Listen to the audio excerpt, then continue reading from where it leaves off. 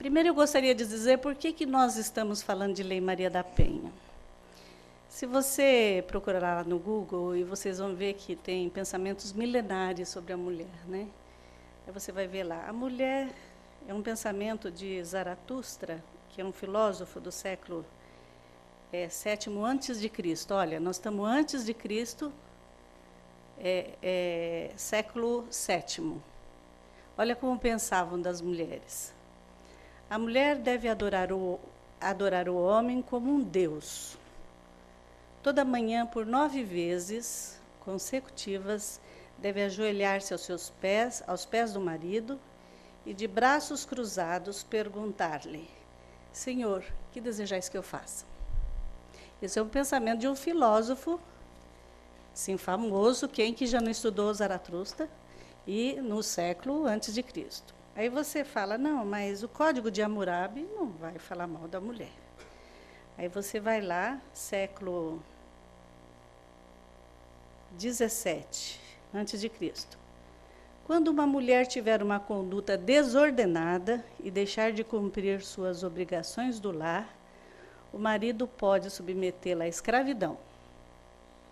Essa servidão pode, inclusive, ser exercida na casa de um credor de seu marido, e durante o período em que durar, é lícito a ele, ao marido, contrair novo matrimônio. Sentiu? Ele deve, ela vai na casa do credor pagar e ele ainda pode casar de novo.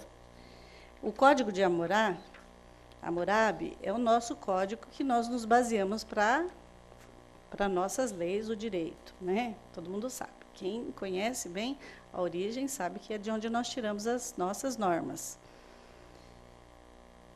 Alexandre o Grande.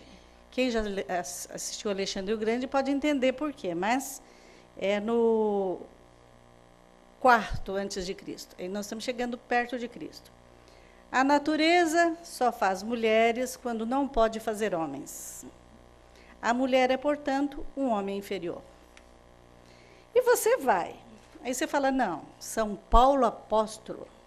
Esse São Paulo Apóstolo, para mim, é um dos mais interessantes, um dos mais guerreiros, é o que mais deu, assim... Eu admiro muito São Paulo, porque ele foi um que lutou para ele ter fé.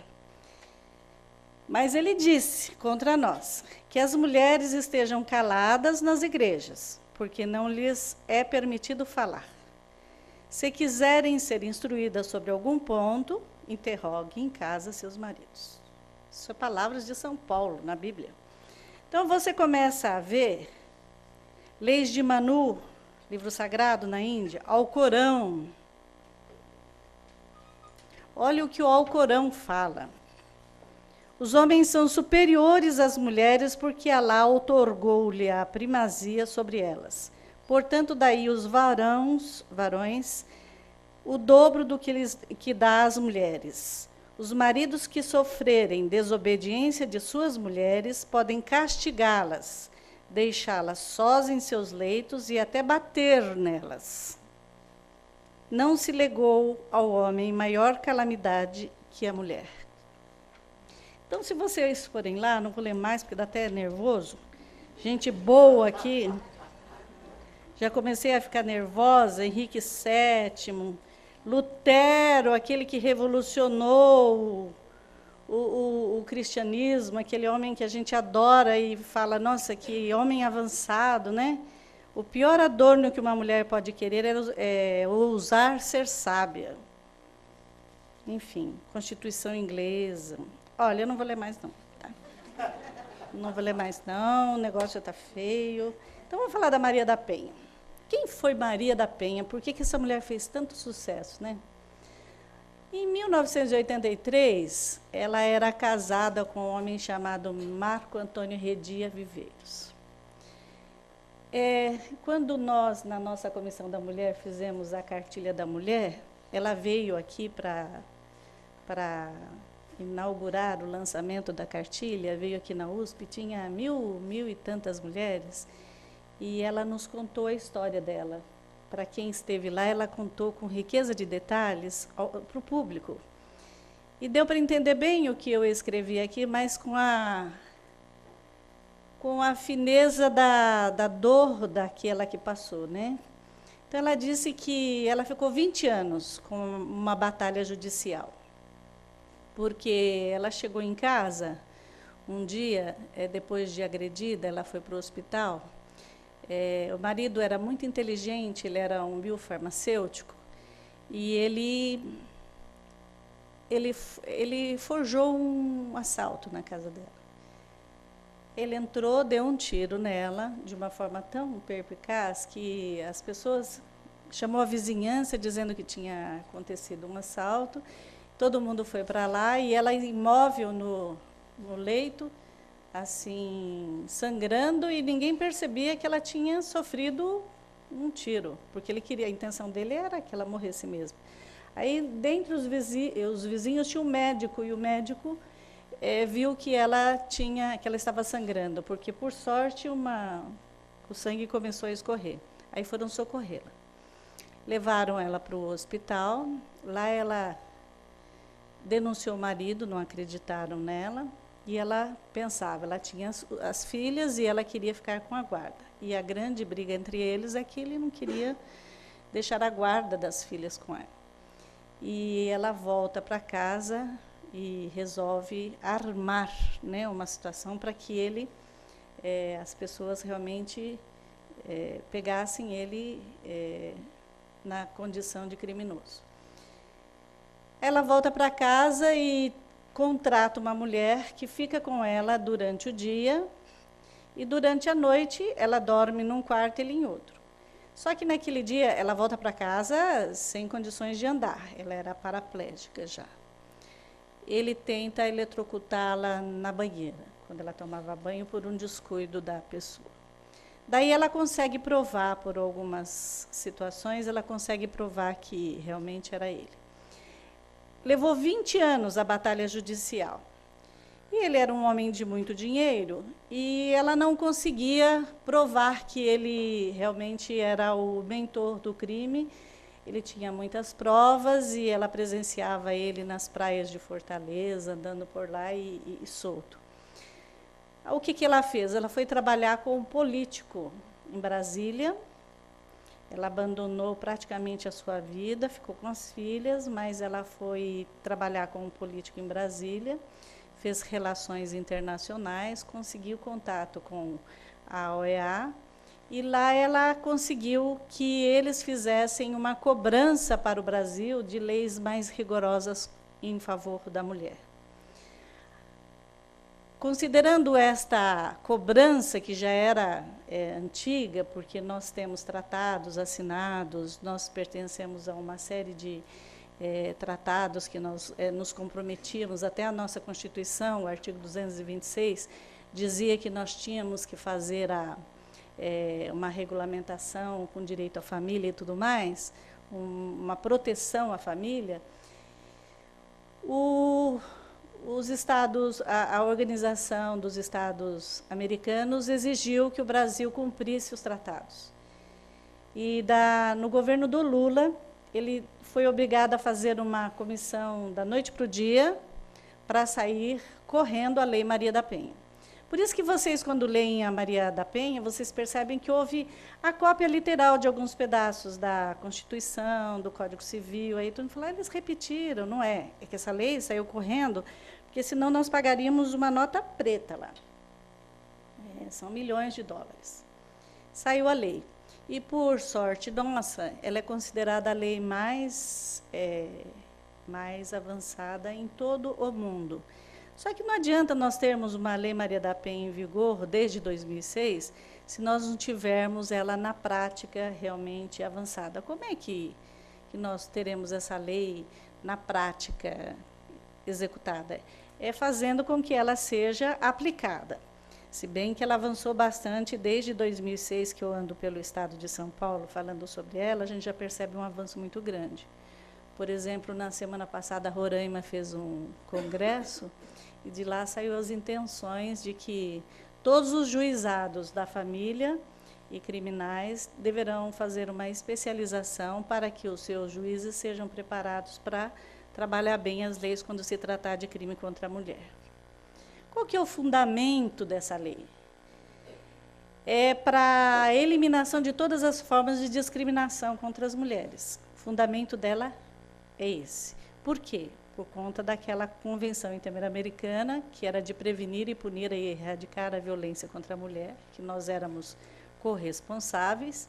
O tal do artigo 226 da Constituição, que nós tínhamos que fazer com que ele fosse aplicado, criar normas para a aplicação dele.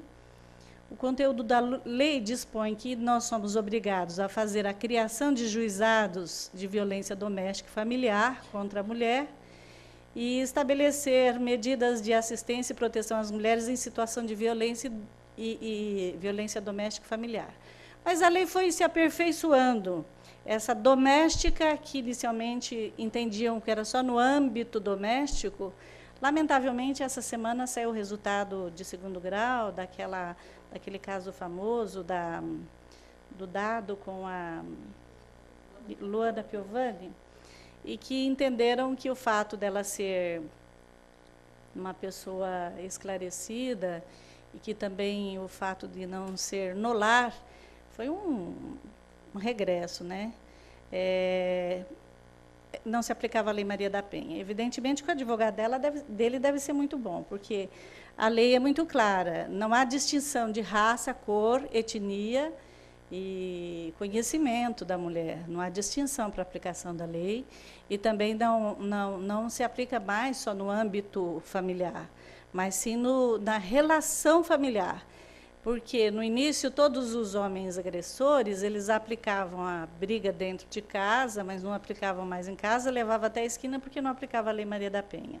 Então, aplicava o Código Penal. Então, é óbvio que os juízes estão aptos a entender que é a segunda intenção. Então, a jurisprudência foi se aperfeiçoando e hoje não é isso que se detém, mas é da relação que existe entre o casal.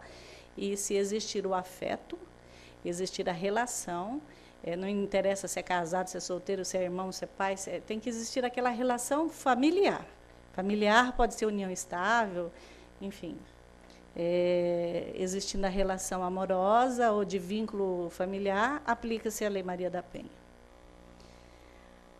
O que é a finalidade também da lei? É a valorização e igualdade de gênero.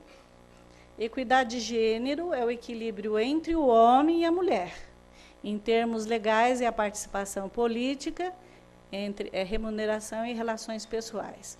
O que é gênero? Toda vez que você fala igualdade de gênero, muitos estudantes perguntam nas salas de aula, o que é gênero? Violência de gênero é a violência empregada para se manter um padrão de gênero. A relação entre o poder e a subordinação. Aí você fala, mas o que é gênero? Nós nascemos com características de sexo biológicas diferentes entre o homem e a mulher. O gênero é uma construção social.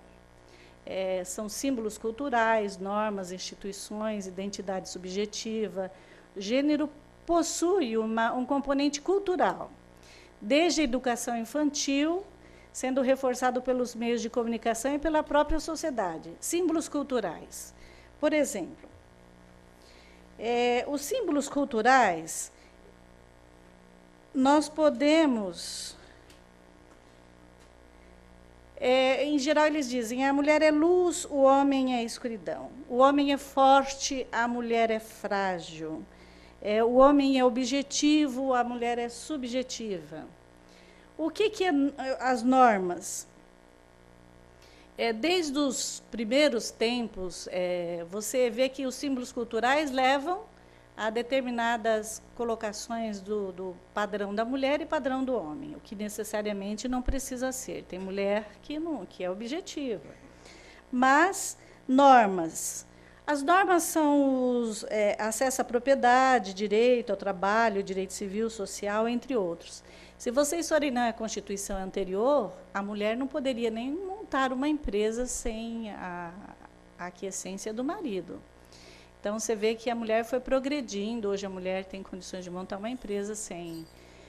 antes a mulher não poderia exercer a atividade do comércio, antes a mulher não poderia votar, nós só começamos a votar depois da Revolução de 32, Quando houve a Revolução de 32, os homens foram para as ruas fazer a revolução e as mulheres ficaram em casa, e fazendo as bandeiras e trabalhando, sustentando a casa, e percebeu que elas eram capazes de trabalhar e sustentar uma casa. Então, elas nasceram para o trabalho e, quando eles voltaram, ela já tinha lá a sua autonomia. E a primeira briga depois já saiu na Constituição de 34, que elas já tinham direito de voto, porque elas ficaram politizadas. E assim vai o avanço da mulher. Você percebe que é muito gradativo tudo que a mulher vai conseguindo, mas é um fator cultural. Nós temos que trabalhar o fator cultural. Então, as nossas normas estão avançando. Se nós temos uma Lei Maria da Penha, que é considerada uma lei de avanço internacional, realmente é uma lei que foi a primeira lei que falou de homoafetivos, por exemplo, porque ela diz que se aplica para a mulher especificamente, não se aplica aos homoafetivos, a não ser que eles sejam transformados os sexos para a mulher, que ela só aplica para a mulher. Então, ela falou da família homoafetiva também, quando ela fala das relações homoafetivas, que a Lei Maria da Penha só aplica para aquela homoafetiva mulher. Então, é uma lei que atacou o nosso problema de primeira vez. Então, desde 2006, nós começamos a aventar outras situações decorrentes desse avanço dessa lei. As instituições, por exemplo, você vê, outro dia eu fui numa instituição, né? Outro dia eu fui num velório, representando a OAB numa subseção, né? E cheguei lá, eu cheguei com os meus diretores, quando eu era presidente da Lapa, e cheguei com o meu diretor e fui com ele, né? Naturalmente, ver o morto. Aí estava ele, né? Sempre eu ia com 2 diretores, só eu, mulher, aí fui eu e os 2 diretores. Não, doutora, a senhora tem que ficar do lado de lá. Eu falei, como assim?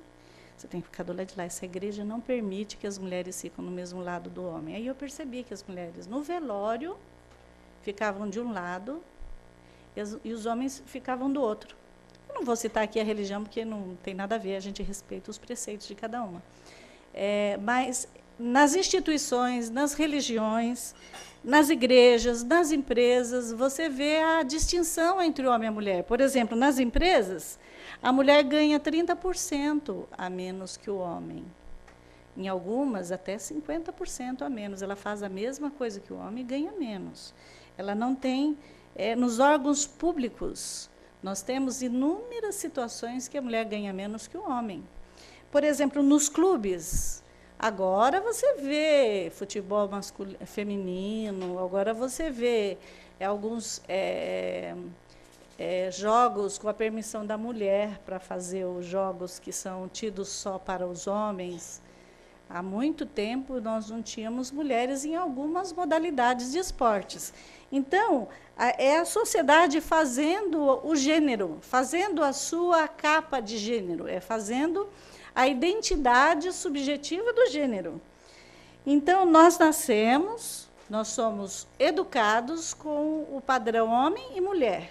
Só que nesse padrão homem e mulher existe possui aquele forte componente cultural, e que nós somos educados desde criança. Algumas famílias mais avançadas educam de uma forma diferente, dá o carrinho para a menina também, outros não permitem, só dá bonequinha.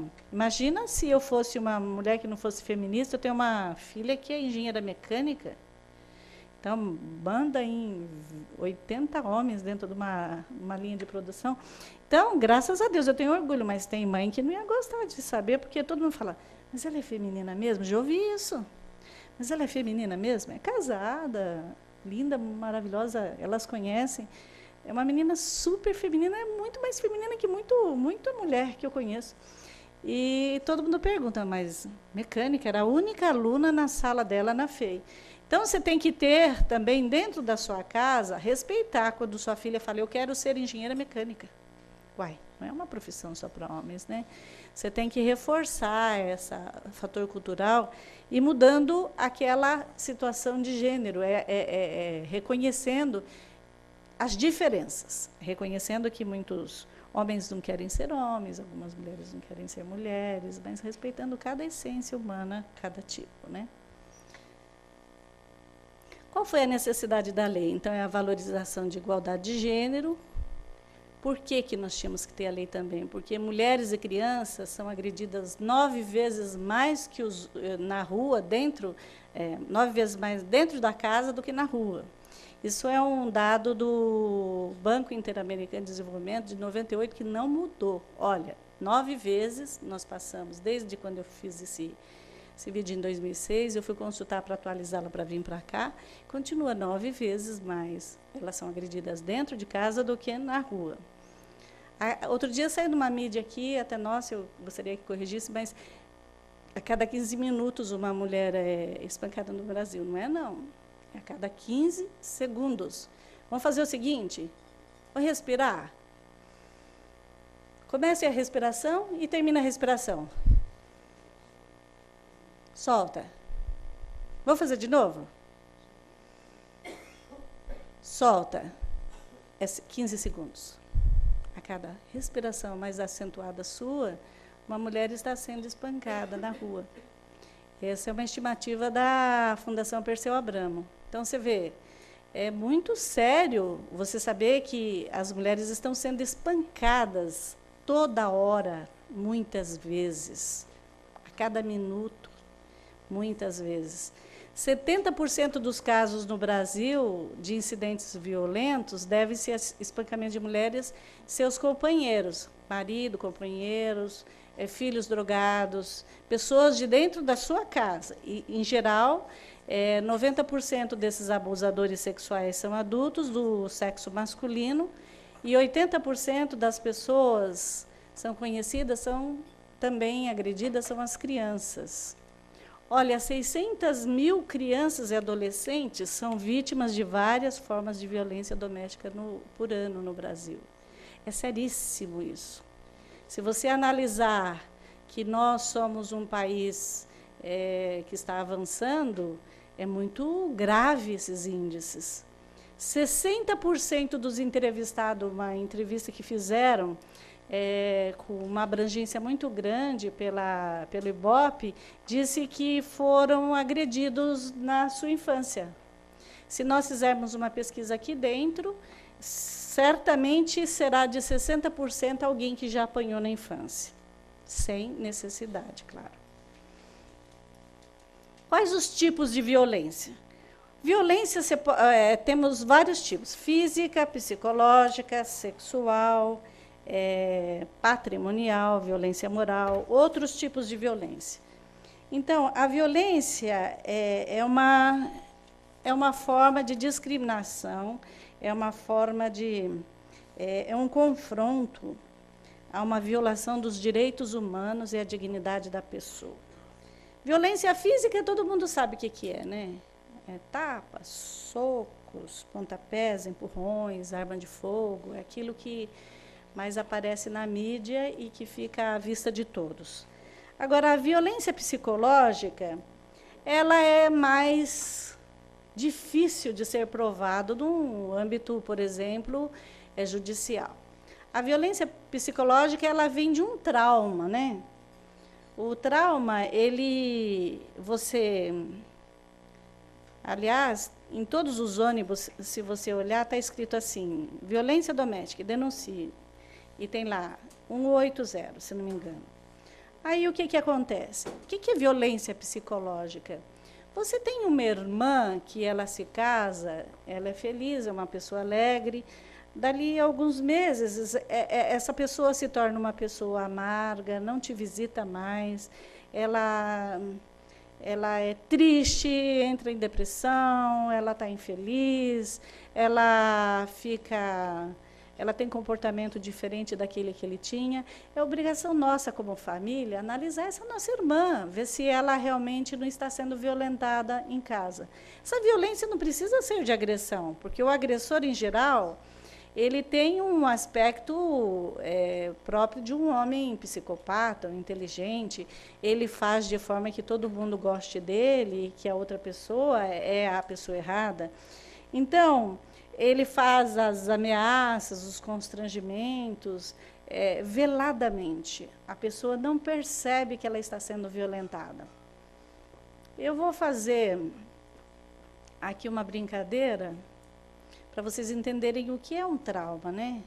Mas vou pegar 2 voluntários aí. Vou pegar a senhora. Posso? Como é seu nome? Seu nome? Seu nome. Você é casada, tem filhos? Viúva? Tem filhos? Vou pegar um jovem agora, você. Anne e Suzete. Não, vou pegar um homem, melhor homem. Desculpa, Suzete. Anne e você? Pelo amor de Deus, eu escolhi um nome, hein? Seu Sone. Será que eu vou adivinhar? Se eu errar, é o seu. Seus. Os seus e a Anne estão saindo de casa. E acho que eu vou pegar a Suzete, porque ela tem mais vida. Tá, Anne? Suzete e os seus estão saindo de casa. Aí eles são vizinhos, aí tem os miliantes, vêm, sequestra os seus e a Suzete. Colocam eles dentro de um buraco.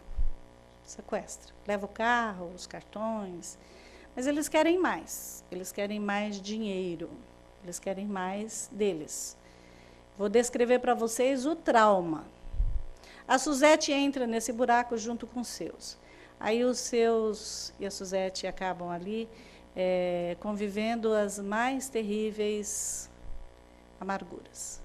A Suzete, provavelmente, na sua vida, ela tem valores materiais de primeira grandeza. Se eu errar, você me corrija. Você tem o perfume que você gosta.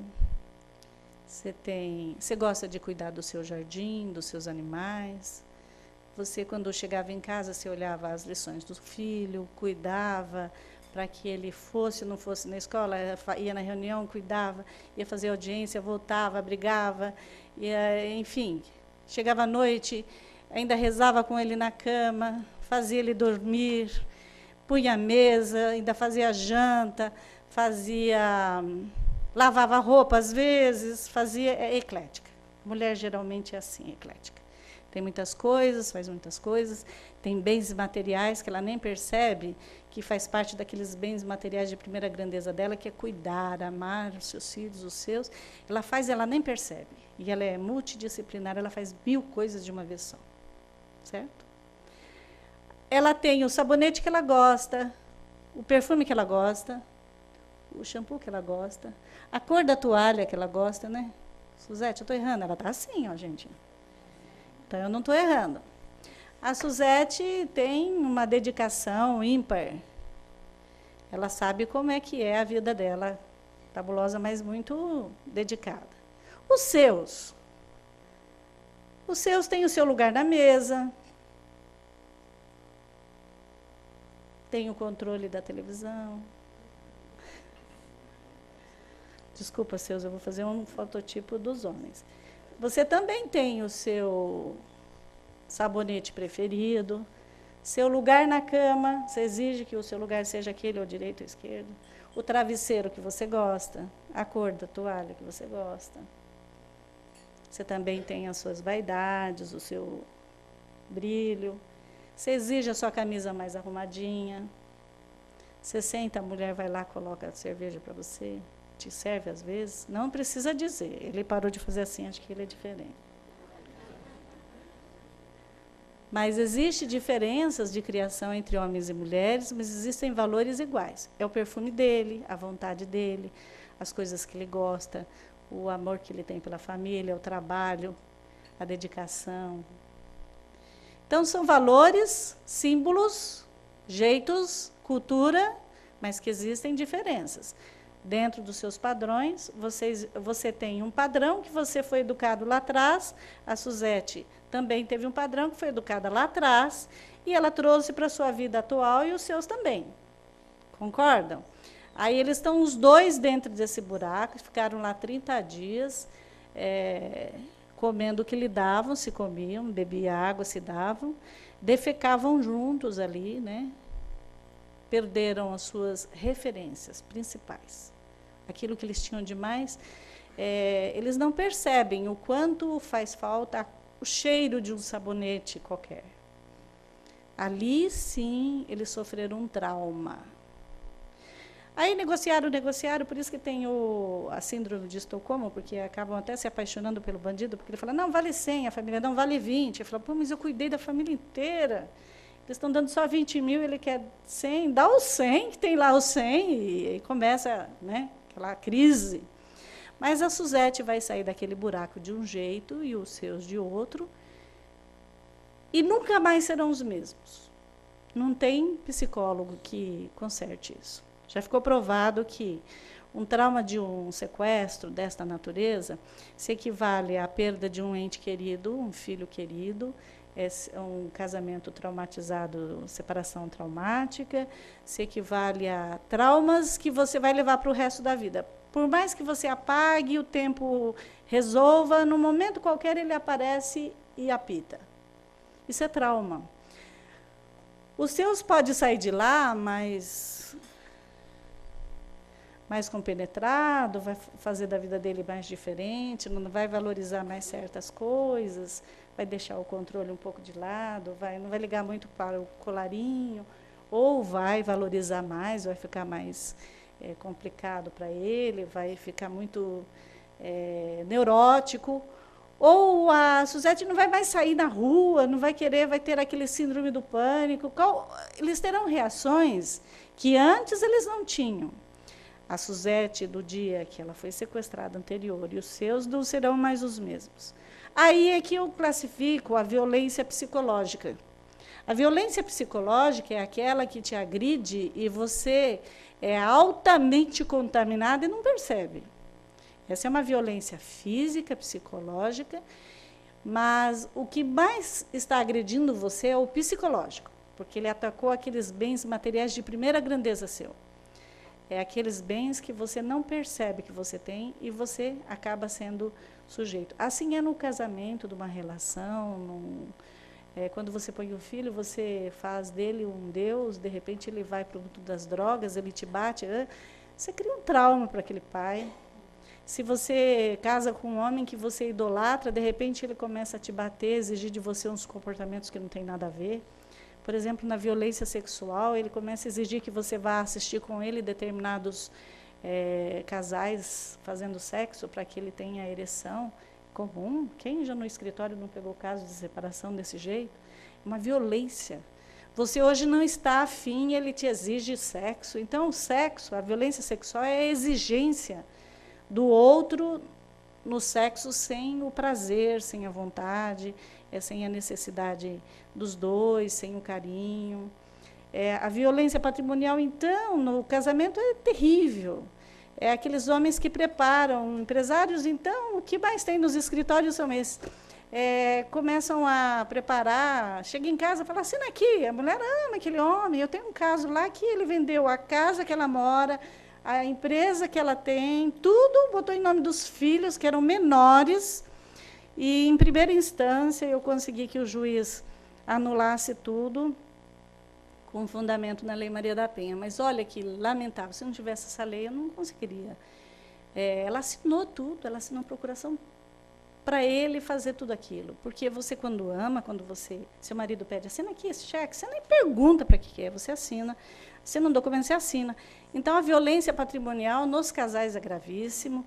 A violência moral, então, é aquela violência que você não percebe.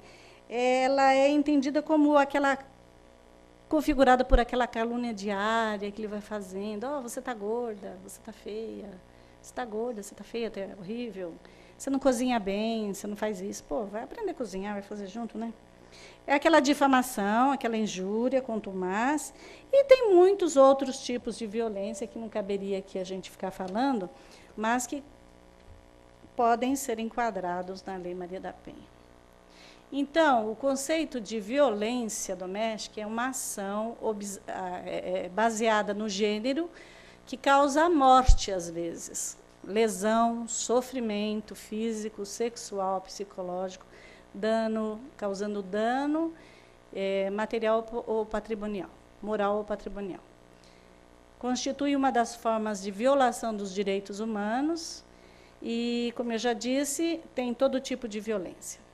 As características, por que havia necessidade dessa lei também? Porque as consequências da violência são seríssimas. Por exemplo, já ficou comprovado que uma criança que é muito violentada na infância, ela pode se tornar um homem violento amanhã, dependendo do desvio de caráter que ele tem. Algum probleminha, ele vai ser um homem violento amanhã. Se ele não for muito amado na infância, ele será, então, um homem violento amanhã. Então, a ONU percebeu que 1/4 que sofre espancamento atinge todas as camadas sociais, embora seja mais visíveis nas camadas mais pobres. Por quê? A estatística diz que são com os pobres. Vocês ouviram alguns fatos notórios, uma determinada prefeita de São Paulo, que era casada com um argentino, que foi violentada. Vocês ouviram falar porque ela foi na televisão, ela tem um blog que fala sobre sexualidade e tal. Aí tudo bem, todo mundo soube que uma mulher rica daquela sofria violência. Vocês soubem deste caso do Dado e da Luana, porque são pessoas públicas. Mas as grandes violências, o grande índice não aparece nos nossos índices, ainda que seja altíssimo, porque a mulher de alta classe, ela não vai no SUS. Quando você chega no SUS, você é obrigado a fazer um boletim de ocorrência, se você está machucado, se você tem algum problema. Então, quando você vai fazer aquele boletim, aí aparece no índice a violência doméstica, mas aquela mulher que tem dinheiro não vai para o SUS, não faz boletim de ocorrência. Ela vai no seu médico particular, pede sigilo, ela vai no seu psicólogo, ela não entra nas nossas estatísticas. Por isso que o pobre é que aparece nas estatísticas. Mas as camadas sociais são em todas as camadas sociais. O jornalista que mata a outra, vocês veem pelo promotor que mata a mulher. Então, vocês veem que não tem classe social, né? A criança violentada, o homem violentado, amanhã consequentemente, um problema de segurança pública. Se esse homem violentado partir, se essa criança foi educada, imaginando que o poder ela tem apenas com a violência, ela amanhã vai utilizar-se da violência para obter a questão do poder. Então, é um círculo vicioso. O que acontece? Esse círculo, a mulher que é violentada em casa, ela vai para o SUS, ela falta no trabalho. Então, é uma questão econômica. As empresas sofrem com o absenteísmo, com a perda econômica. O INSS paga a conta, nós pagamos a conta, nós, contribuintes, pagamos a conta. Quando nós somos assaltados na rua, nós pagamos a conta. Então, é um problema social, é de natureza pública. As consequências disso, todo mundo sabe, a depressão atinge os filhos, requer, sim, um tratamento psicoterapêutico muito bom, está na lei, mas ela não está em prática. A dificuldade desta questão toda da violência é que as mulheres têm uma dificuldade muito grande na ruptura com o casamento, elas têm medo de perder filhos, tem uma autoimagem, quem é violentado tem uma autoimagem muito fraca, de baixa estima, e acaba sempre achando que não vai se dar bem sem aquele companheiro. Então, as consequências da violência são gravíssimas e é de interesse da sociedade. Então, as medidas protetivas que essa lei trouxe, que estão no artigo 22 da lei, ela diz que o juiz pode aplicar de imediato ao agressor um conjunto de normas protetivas de urgência e outras que ele achar que deve aplicar, como a posse e restrição de porte de armas. O marido tem o porte de armas, ele retira. Afastar do lar aquele homem que pratica violência. Proibir a aproximação desta com a ofendida, contato com a ofendida, restrição, suspensão de visita com os filhos de forma vigiada, enfim, prestação de alimentos. O juiz que, se for o criminal, ele toma para si a competência do direito de família e pode falar de alimentos, falar de proteção, falar de afastamento, ele puxa para si a competência e pode fazer como se fosse uma ação de alimentos. Da mesma forma que, se você não quiser ir numa delegacia para não ficar horas lá, nem ser bem atendida pelo delegado, você, no dia seguinte, procura seu advogado e ele entra na vara da família e aplica a Lei Maria da Penha. Isso aqui está faltando para os advogados orientarem mais as suas vítimas, porque seus clientes e as vítimas, porque nós não precisamos necessariamente fazer o boletim de ocorrência. Não há necessidade. A necessidade prova. Você manda fazer um exame psicológico, manda fazer um exame de corpo e delito e manda para o juiz. O juiz vai fazer as provas depois. Então, o juiz também pode pedir, encaminhar a ofendida e os dependentes a um programa oficial, pode suspender procurações, como eu fiz daquele processo que eu contei para vocês. Ele tem que dar prioridade na retirada dos bens daquela pessoa para um outro lugar, se ela quiser. Ele tem que incluir essa mulher num programa chamado de assistência ao governo federal. Isso que não existe ainda de forma eficaz no Brasil, mas está na lei, nós podemos exigir. Se for necessário, pode afastar do local de trabalho até 6 meses, só que não é remunerado. E a gente sabe que isso, o empregador não costuma ser muito benéfico, ele acaba despedindo a mulher depois. Mas está na lei e ele não pode despedir por esse motivo. Só que remunerar ele não pode. O que nós precisamos é fomentar que esses trabalhos de recuperação sejam feitos. Uma vez eu fui fazer eu estava pela mulher, né?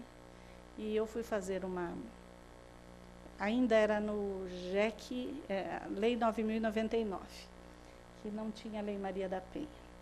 E o juiz era muito sensível, olha, como que já tinha juízes sensíveis naquela época. Ele era um bicheiro muito famoso, que não cabe aqui, né, não posso. E ela era uma mulher de bicheiro, uma dondoca, né, uma socialite. E ele bateu nela várias vezes, ela me procurou, eu falei, olha, nós vamos ter que ir. Fui chamada, entrei na sala, eu estava no corredor do fórum, né? E quando você está num fórum que você é conhecido, o juiz sempre te chama, né? Ad hoc. Aí eu entrei, pedi 5 minutos com ela, e ela me explicou que ele estava com um advogado e que ela estava sem advogado, mas que ele era um bicheiro, eu conhecia, minha região eu conhecia, e que ele batia sempre nela e que ela foi denunciar e fez de forma que chegasse, estava no GCRI. E eu era plantonista. Não era plantonista, não, que eu nem pertencia. O juiz me chamou, porque eu estava no corredor. Aí eu sugeri que o juiz desse um trabalho social para ele. Eu não aceitei que ele desse cesta básica. Porque ele virou e falou assim para mim, o juiz começou a ditar lá a cesta básica, ele falou, essa cesta básica aí não custa nem o anel que eu te dei a semana passada. Aí eu falei, pela ordem, excelência, não dá para dar um trabalho social? Ele falou, dá. Ele é muito rico. Tem sugestão, doutora? Eu falei, tem. Mande ele lá para, como chama a cidade da Adriana Galvão lá? Depois de Bebedouro? Barretos. Eu falei, manda ele lá para Barretos, no Hospital do Câncer, cuidar de mulheres doentes do câncer. Doutora, eu falei, ele tem dinheiro, ele só vai entender, excelência, se ele for trabalhar com mulheres doentes. O juiz falou, gostei da ideia, viu? Ele ficou maluco, homem. Queria me matar. Ele falou, tá bom, o senhor vai ficar 2 semanas lá. Se o senhor não for por bem, segunda-feira eu vou mandar a força coercitiva. O senhor vai por bem? Não, pode deixar, eu vou. Ei, tranquilo, lá tem rodeio, tem isso aqui. Ainda gozou com a cara do juiz. E foi. Só que, você vê como uma medida protetiva pode mudar a vida de uma família. Este homem foi cuidar mesmo das feridas, ele foi orientado, o juiz mandou um bilhetinho para o hospital dizendo que ele deveria lavar as feridas das mulheres, só de mulheres. Cuidar só de mulheres. E esse homem foi cuidar de mulheres. Em 2 semanas, ele cumpriu a questão dele, ele reatou com a mulher, mudou-se para Barreto, hoje ele é o maior contribuinte lá do hospital. Então, se vocês quiserem saber quem é, só olhar o maior contribuinte. que eu não posso falar o nome.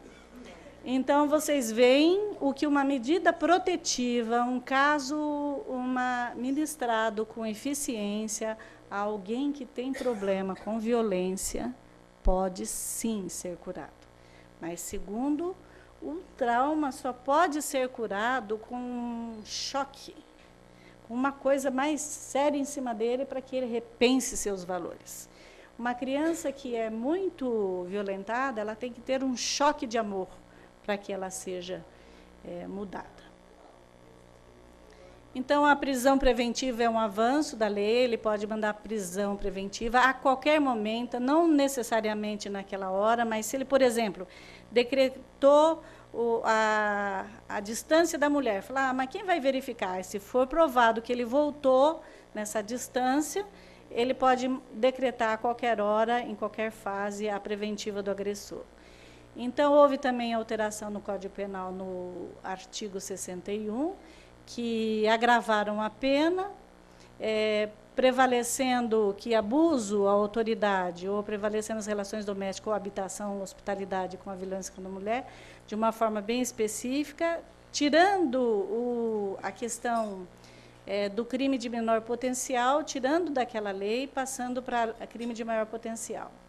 É garantido à mulher, no artigo 5º da Constituição, artigo 27 e 28, que eles repetem, é garantido à mulher, em situação de violência doméstica familiar, acesso aos serviços de defensoria, assistência judiciária, a serviços na sede policial, até na hora da ocorrência. Aqui no Brasil não existe. Então, ela é obrigada, ela tem o direito do acompanhamento do advogado.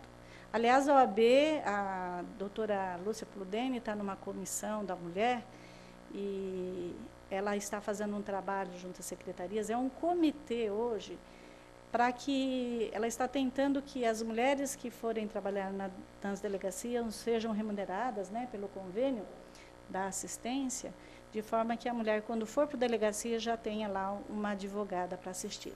Mas ainda não está aprovado, é um sonho nosso antigo, a OAB está fazendo de tudo para que seja realizado.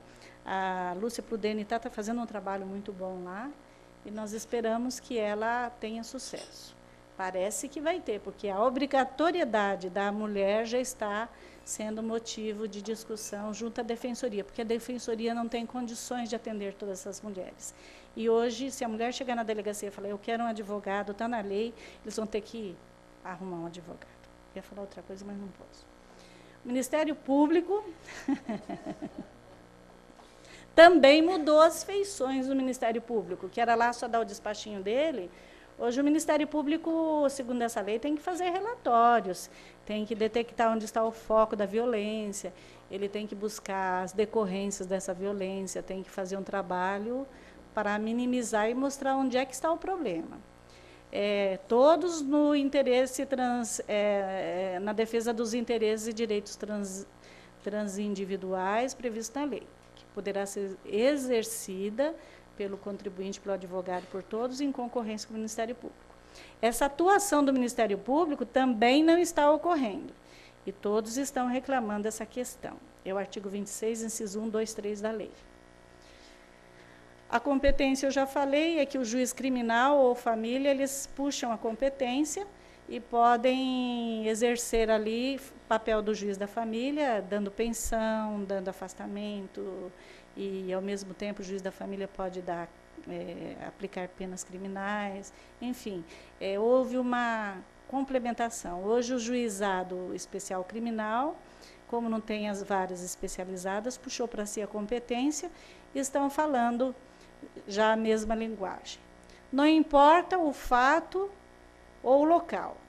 A agressão pode ser na casa ou na rua. O local, a ofensa, que define a competência das varas criminais ou juizado, que define a violência contra a mulher. O agente do fato é a mulher.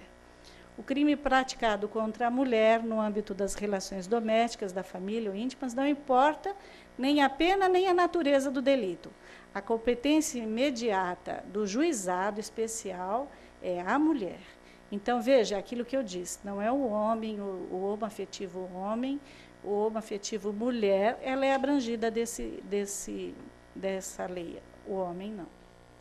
Competências definidas pela Constituição Federal, é evidente que saem. Por exemplo, homicídio, quando se trata de crime, aí já vai para a competência do tribunal de júri, com todo aquele aparato de fase instrutória, preliminar, etc. Sai do âmbito dessa questão. E também da Justiça Federal, nos casos de agressão de marido contra a mulher, por exemplo, dentro de um navio ou um avião, que aí a competência é mais definida. A lei não criou juizado especial dentro da Justiça Militar, por exemplo. Então, ela vem para a nossa Justiça normal. A competência é a nossa. Para ser, o homoafetivos, então, é o sujeito passivo da violência, deve ser necessariamente a mulher. São as pessoas travestidas de mulher, que se passam por mulher, não é abrangida com a lei, mas aquele que sofreram a cirurgia transexual e teve documentalmente seu nome transferido para uma condição feminina, este também é alcançado pela lei. O atendimento policial tem que ser diferenciado e não acontece. A delegada Rose vive contando que ela estava numa delegacia, chega uma pessoa e aí o delegado pergunta para ela assim: mas você quer mesmo denunciar o seu marido, o pai dos seus filhos? Como é que você vai encarar sua sogra? Como é que você vai encarar seu sogro, pessoas da sua afinidade? Aí a mulher acaba desistindo. Aí o delegado vira para ela e fala assim: como? Você viu como as mulheres não sabem o que elas querem? Viu? Elas não sabem o que elas querem. Ela veio aqui e foi embora. A delegada Rose fala com muita propriedade isso, que ela é... A delegada Rose, para quem não sabe, Rose Barri, Correia, né? Correia é a que montou a Delegacia da Mulher. É a que teve a ideia da Delegacia da Mulher. Falou: não, doutor, eu acho que o senhor está muito enganado. Essa mulher, para chegar aqui, para fazer uma denúncia contra esse marido, ela já mentalizou tudo isso. Ela já sofreu todas essas perguntas que o senhor fez, ela já deve ter sofrido muito. Para ela chegar aqui na sua porta, ela já sofreu demais. Mas com essa acolhida que o senhor deu, com certeza ela desistiu. Porque o senhor foi o primeiro a discriminar. Então, é assim que acontece. O primeiro bloqueio que a mulher tem é na delegacia de polícia. É a primeira violência judicial que a mulher tem, que ela é destratada, ela vai na delegacia da mulher. Em geral, as delegacias da mulher são constituídas de delegadas mulheres. As delegadas mulheres se sentem, muitas vezes, discriminadas porque só vão para a delegacia da mulher. Elas querem ser delegadas como todo delegado. Então, elas se acham discriminadas, então elas não são muito felizes também. Aí o delegado, o homem, quando atende, ele também, na delegacia da mulher, ele se sente discriminado, porque ele é a delegacia de mulher. Então, uma vez, o Durso mandou eu ir num almoço, na época da Dilma, que ela estava em eleição, mandou eu ir num almoço com ela.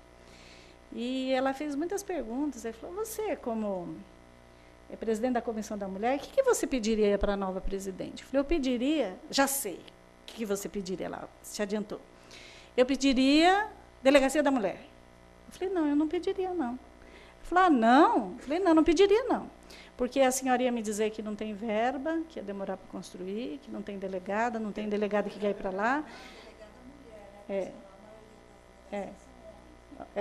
Então, que não tem estrutura. Então, eu pediria uma sala na delegacia que já existe, uma delegacia de polícia, existe em todo o bairro, 2, 3. Osasco tem 6. Então, Lapa tem uma, em Pirituba tem uma. Então, em cada bairro tem um. Então, você me dá uma sala destinada a acolhimento da mulher que sofre violência. Eu não quero nem o seu funcionário lá, o seu escrivão, porque a senhora vai me dizer que não tem funcionário público para pôr lá. Eu quero que o senhor me destine essa sala para a OAB, para as ONGs, para o Pérola Byte, para as sociedades afins, né? Os Rotaries, os ONGs, a maçonaria, que esse pessoal quer trabalhar. Então, nós teríamos plantonistas ali, seria uma rede social, transformar a delegacia sua hoje num elo social, e faria um atendimento especializado, porque aí essa mulher seria bem atendida. Ela ficou me olhando. Se vocês lembrarem, ela veio depois, entrevistou a Clarice, me entrevistou 2 ou 3 vezes, porque ela colocou na campanha dela essa ideia, mas ela não realizou. Né? Mas botou na campanha, a gente podia cobrar. Então, é assim. Hoje não se aplica mais cestas básicas. Eu vou no que avançou a lei, porque eu já estou bem atrasada no horário, né? Então, é assim, os avanços da Lei Maria da Penha. Não havia lei específica sobre violência contra a mulher. A nova legislação define a violência doméstica e familiar. Ela definiu, deu um teor do que é essa lei, quando é que se aplica. A própria mulher entregava a intimação ao agressor. Então, era assim, ela ia na delegacia, trazia o mandado de citação do marido, apanhava de novo, claro. A nova legislação possibilita a prisão em flagrante. Antes, não era possível. O juiz pode decretar a prisão preventiva, em risco de integridade física ou psicológica da mulher, a qualquer tempo. A mulher será notificada dos atos processuais. Olha que interessante. Isso avançou para os demais processos criminais, isso não existia. Hoje, se você for vítima de um crime, quando aquele agressor sair da prisão, eles estenderam esse avanço da Lei Maria da Penha para os demais crimes. Você é comunicado que ele está saindo da prisão. Em todas as etapas do processo, a mulher deve vir acompanhada de um advogado ou de um defensor público. Então, eu vou nas subseções do interior, quando eu falo dessa lei, eu dou um conselho para o presidente da